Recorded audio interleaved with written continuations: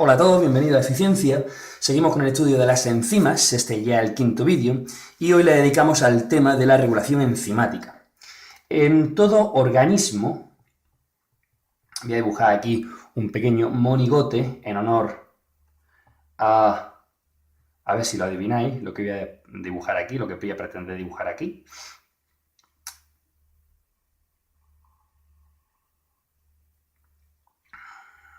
En honor a unos animales que han aportado mucho en el laboratorio. Han sido extremadamente útiles. Pues sí, señor. He intentado dibujar aquí un ratoncito. Vale, pues todo organismo, como este amigo que tenemos aquí, tiene una serie de condiciones que no son siempre las mismas, sino que son cambiantes. Es decir, como esas condiciones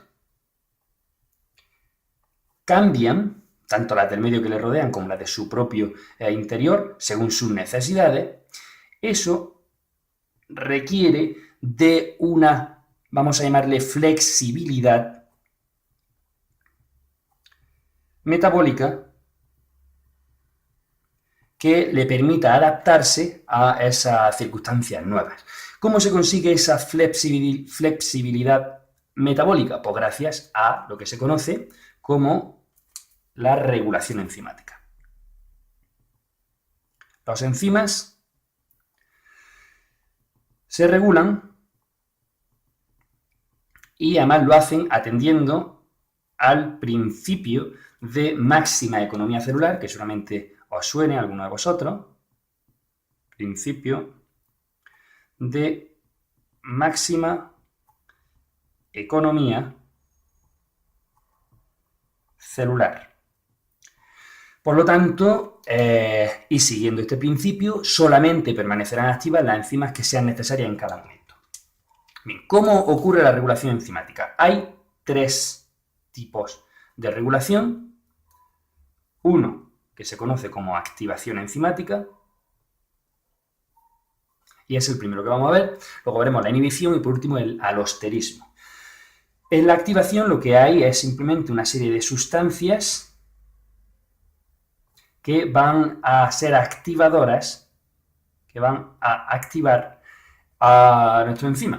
Y esto puede ocurrir de varias maneras, según la sustancia. Por ejemplo, si nosotros tenemos a nuestra enzima, vamos a ponerla aquí, que se encuentra en modo inactivo, y tenemos aquí al sustrato, hasta que esa enzima, ponerle la S aquí, hasta que esa enzima no se una a un activador, su conformación, este sería el activador, su conformación no va a ser la adecuada como para poder actuar. De modo que una vez que se produce la unión, y así lo que tendríamos sería nuestra enzima, que junto con el activador ya va a ser útil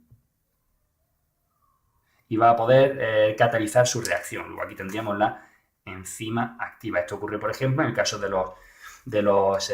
las quinasas y de todas las enzimas que se encargan del manejo de grupos fosfato, porque necesitan determinados iones, principalmente el magnesio, que sería el activador de su función.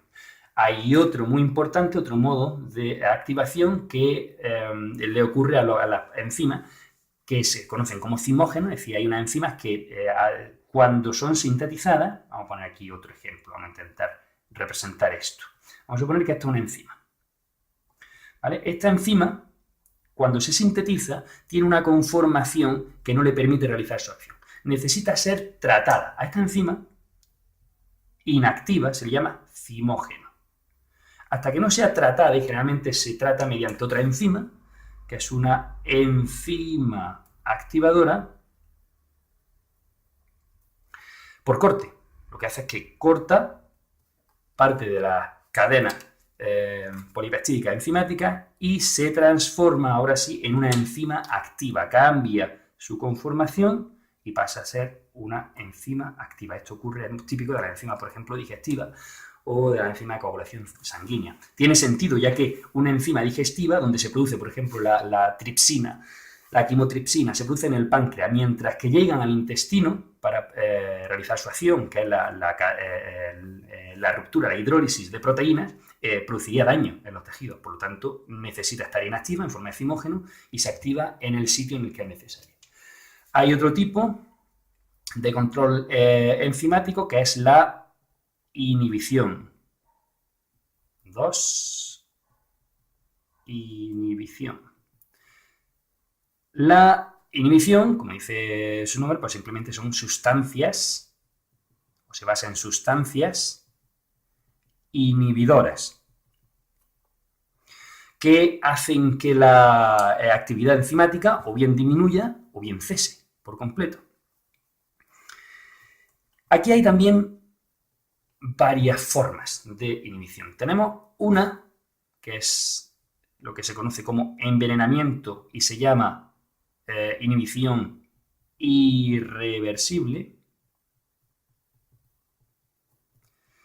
o envenenamiento, como digo, enzimático, en la cual lo que ocurre es una fijación por enlaces fuertes covalentes del inhibidor al centro activo.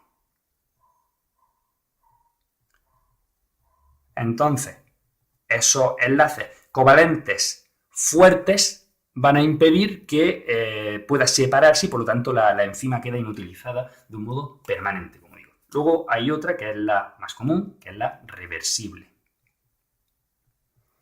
En la reversible lo que ocurre es simplemente una unión por enlaces débiles, de modo que no queda inactiva, inutilizada permanentemente la enzima, sino que el inhibidor permite que la enzima, cuando se suelta, permite que la enzima pueda volver a realizar su función. Hay de dos tipos. Tenemos, por un lado, la no competitiva. Son simplemente sustancias que impiden, o inhibidores que impiden que el sustrato se una a la enzima. Impiden la unión del sustrato. Pero hay otra que es la competitiva. En la competitiva ocurre lo mismo, es decir, son sustancias que impiden la unión del sustrato. Lo que pasa es que el inhibidor es muy similar al sustrato. De modo que va a competir por el sustrato, con el sustrato por la unión a la enzima. A más inhibidores haya, pues más inhibidores, más sustancias que no son el sustrato van a estar unidas al centro activo de la enzima y menos actividad tendrá la enzima, por tanto. Por último tenemos el último tipo, pero podríamos decir que es el más importante por eficaz, por sencillo también, es el alosterismo. El alosterismo se basa en un tipo de enzimas especiales que son las enzimas alostéricas. ¿Por qué son especiales? Bueno, pues porque si yo dibujo aquí la enzima, tendríamos una enzima que tiene su centro activo, que sería este de aquí, y voy a escribir este es, bueno, no hace falta, con poner aquí centro activo es suficiente. Entonces sería el centro activo de la enzima y además tiene otros uno o varios centros especiales que se llaman centros alostéricos o centros reguladores, que serían estos de aquí. Sería este y ese. Entonces serían los centros reguladores. ¿Por qué son tan especiales esos centros? Bueno, pues porque esos centros van a permitir la unión de determinados moduladores o ligandos que al unirse pueden actuar como un activador o como un inhibidor de la actividad enzimática. Activan o inhiben a la enzima. El hecho de que existan estos ligandos que modifican la actividad enzimática va a tener como consecuencia que la cinética enzimática, vamos a hablar de la cinética enzimática de las enzimas alostéricas, la cinética enzimática va a ser diferente. Si recordáis, en una enzima normal nosotros teníamos una cinética hiperbólica, donde hay un incremento tendiendo a una asíntota, incremento asintótico, que va a ser, esa asíntota va a venir dada por la velocidad máxima. Si nosotros dibujamos esta gráfica en cuanto a la velocidad de la reacción y la concentración de sustrato. Esto sería la concentración de sustrato. En el caso de las enzimas alostéricas, lo que ocurre es una cinética que se conoce como sigmoidea, ya que esto sería una enzima alostérica. Y esto de aquí sería una enzima normal. El hecho de que existan ligandos lo que va a suponer es que al principio la velocidad aumenta mucho más lentamente, pero una vez que se han unido todos los ligandos se dispara la actividad enzimática y aumenta exponencialmente hasta que progresivamente se va acercando ya de un modo normal a esa velocidad máxima, a esa asíntota. Son estos enzimas muy precisos, muy eficaces, tienen pueden, gracias a esos ligandos, su regulación va a ser, como digo, muy exacta, de modo que van a encontrarse principalmente en nudos, en cruces metabólicos y en complejos multienzimáticos, sobre todo al principio. Si yo coloco aquí un complejo multienzimático, que no es más que una concatenación de reacciones, en las cuales a partir de un sustrato tenemos una sustancia A, sustancia B y sustancia última, que sería el producto final que nosotros queremos tener, ¿no? Vale. Aquí tengo que cortar un poco para la moto. Sigo.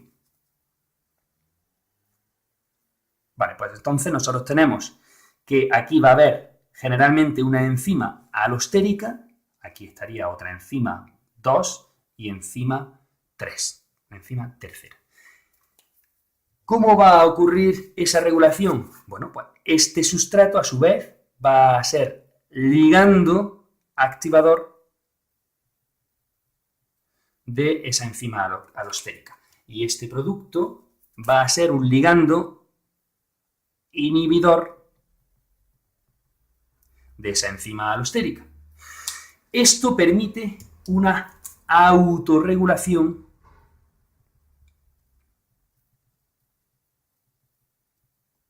del propio complejo enzimático, de la propia cadena o ruta metabólica. ¿Por qué? Bueno, pues cuando hay sustrato se estaría activando el inicio de la ruta, empezaría la ruta, y cuando ya se obtiene producto habría cada vez más ligandos, de modo que la actividad enzimática iría disminuyendo hasta que ya hay tantos productos como que sea suficiente como para que pare, ya suficiente producto y ya pues pararía la actividad enzimática de esta enzima alostérica y por lo tanto cesaría la ruta. Se paralizaría esa ruta hasta que desapareciera el producto y empezaríamos de nuevo. Además, este tipo de inhibición es muy importante por lo sencilla, cuando el producto final inhibe a esa ruta y se conoce como feed, inhibición en feedback o retroalimentación. Bueno, pues eso es todo. Aquí hemos visto, le hemos hecho un vistazo general a esa regulación enzimática. Espero que os haya resultado claro y sencillo. No os olvidéis de darle a like y nos vemos en el próximo vídeo de eficiencia. Hasta la vista.